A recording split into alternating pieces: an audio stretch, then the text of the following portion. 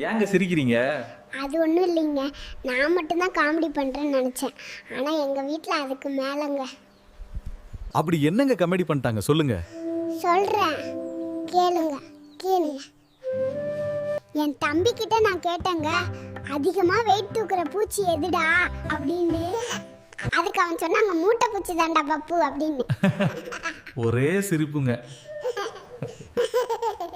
சரிங்க சரிங்க. அப்புறம் அப்புறம் எங்கள் அப்பா என் தம்பிக்கிட்ட ஒன்று கேட்டாங்க. டேய், பொருள் வைக்க முடியாத பை எதுடா அப்படின்னு. அதுக்கு அவன் சொன்னான், பாருங்க அது வேற எதுவும் இல்லைப்பா, உங்கள் தொப்பை தான்ப்பா.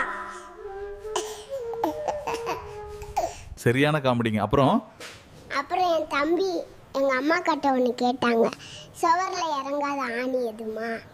இந்த நேரத்தில் எங்கள் அம்மா டக் ரிப்ளை கொடுத்துட்டாங்க என் தம்பிக்கு. அப்படி என்ன சொன்னாங்க? சுவர்ல இறங்காத ஆணி பிரியாணிடா கண்ணா அப்படின்னு. சரியா போச்சு போங்க.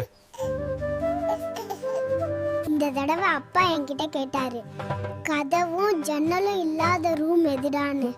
என்னங்க இது? இந்த நேரத்தில் என் அப்பாவுக்கு தோல்விங்க. ஜன்னலும் இல்லாத ரூம், மஷ்ரூம் லாஃப். என்னங்க உங்க வீட்ல ஒரே காமெடி மழை தான் போல. அட ஆமாங்க, என்னாலேயே தாங்க முடியல இவங்க பண்ற அட்ராசிட்டி. நம்ம காமெடி எல்லாம் பிடிச்சிருந்தா ஒரு லைக் அண்ட் கமெண்ட்னு சொல்லுங்க. எப்படி இருந்துச்சுன்னு